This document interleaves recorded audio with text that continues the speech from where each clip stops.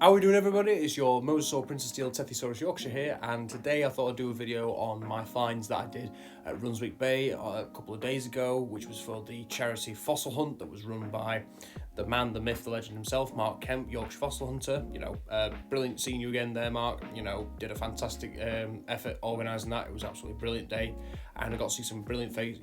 Some faces there. You know who you are, people. You know who you are. But yeah, what a fantastic cause. I think in the end nearly £2,000 was raised for the RNLI, so the Royal National Lifeboat Institution, and the Yorkshire Air Ambulance Service. So well done, guys. I mean, that money's going to go towards helping a lot of people in situations such as trapped at sea, trapped in bays because tide times, or even like around Yorkshire, so the air ambulance can do its job. So well done, everybody, and thank you from me for doing that. That's absolutely brilliant. So the finds I found at Runswick Bay were a bit here and there, but that's because I was being quite selective in what I wanted to find. So I found a couple of belemnites, found an ammonite, found a couple of ammonites actually. So I'm going to go through them. So it should be a shortish video, but we'll go through each individual fossil and I'll get you a good look at them. So let's get on with it. Hey!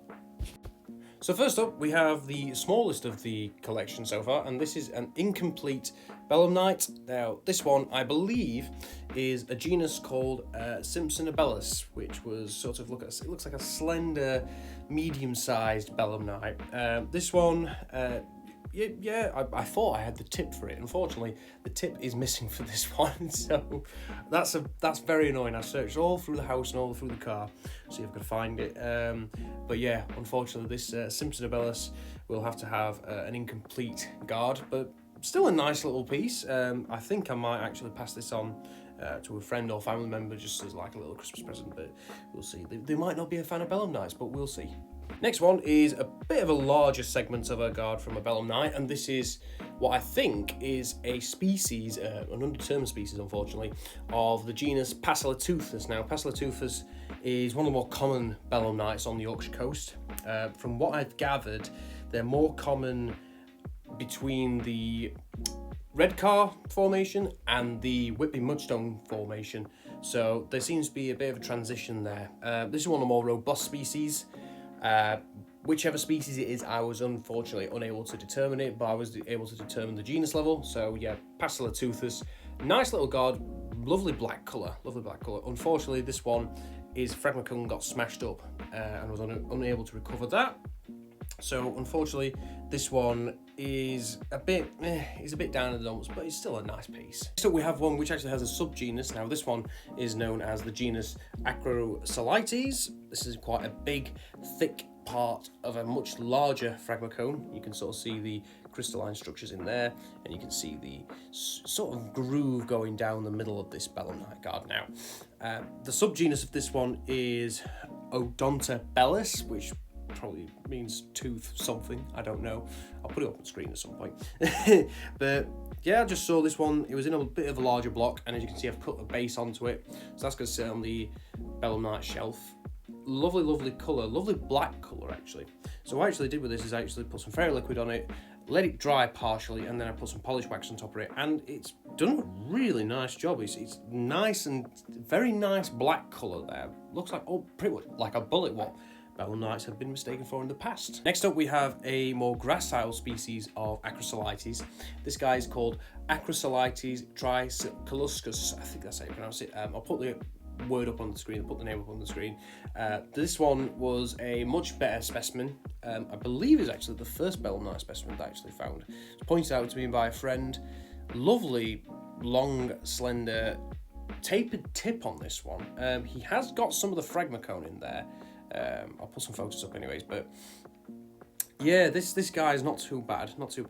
He's had a lot of repair on it. He came out in quite a few segments, but the coloration on him is absolutely gorgeous. He's lovely. The very tip of him actually broke off at one point. That was very hard to glue on, but yeah, not a bad belemnite. This lovely looking belemnite, absolutely gorgeous. Next up and final belemnite of the video, we have this example of a large, robust Passelateuthus bisulcata. This one it subtly expands out towards the end of the tip and then tapers back. Lovely piece. Big, lovely belemnite piece. I'd love to find myself another Megateuthus, the bigger one, really. But this one is a really nice specimen to go along with the other parallel pastatoothes and mega toothes on my shelf. But yeah, this was an absolutely cracking piece. Again, came out in several segments, glued it back together absolutely fine. Missing pretty much the fragma cone, so unfortunate, but it is what it is. But still a really nice fossil. Penultimate specimen, and we have a bit of mudstone with some very flat ammonites in there. And I've actually put some polish wax on these ones. In there you can see a Dactyloceras and some Tiltonoceras. Now, I've not seen a Dactyloceras Tiltonoceras association like this before. Really, really fantastic specimen, absolutely fantastic. There are remnants of other Dacs in there. There's even remnants of other Tiltonoceras, but Tiltonoceras are very, very common in these sorts of mudstones. But I thought, wow, I've got to take that home, and then I cut a base on it. So at some point that's going to go on my shelf, but to find the space for it is going to be pretty hard. But yeah, what an amazing piece this. And finally, we have the final fossil, and actually the final fossil that I actually picked up on the day. So the funny story with this is that this was a nodule that I picked up earlier in the day. I put it in my pocket and I thought, well, I'll take that home and maybe see what I can do with it. But I thought towards the end of the day, oh, you know, let's just, you know, in for a penny, in for a pound, let's just give it a good bash. And I bashed it up on this nodule, and what was inside was this fantastic, what looks like a Dactyloceras semicellatum. Semicellatums, they seem to have a bit straighter ribs. They look a bit like a tenicostatum, but the outer whorl is definitely broader, much broader proportionally than compared to tenicostatums. This guy is middle didn't prep really well. There wasn't much of a middle that I could prep, and a bit of him did chip off. So I also made him a mouth border, but he's a lovely little fella, to be honest. And I put the polish wax on him, and he looks absolutely brilliant. He looks fantastic. Around the edges, I struggled to get the prep with a Dremel tool, so I've left it as is. But as he looks fantastic. I mean, that's going to go in my collection, so really, really fantastic. Happy with that one, really. So that's the end of the video, and really, if you want to go anywhere on the Yorkshire coast fossil hunting, my recommendation would be Runswick. I've been there 3 times now. Every time I've come away with some fantastic fossils. And if you get a chance to go on the next charity fossil hunt next year in October, which I imagine Mark Kemp will be organising again, honestly, please do come down. Please do donate some money. You know, everything was done there. You know, a fossil walk, raffle, a whole load of fossiling fun. It was absolutely fantastic, and you get to meet some incredible people, some brilliant people, and pick their brains. You know, get to know where the best places on the Yorkshire coast are to fossil hunt. In my opinion, Runswick is probably one of the best, if not the best. But then again, people have different opinions to me. All right, guys. Hope you enjoyed the video. Hope you have a good day. I'll see you later. Ta-da. Bye.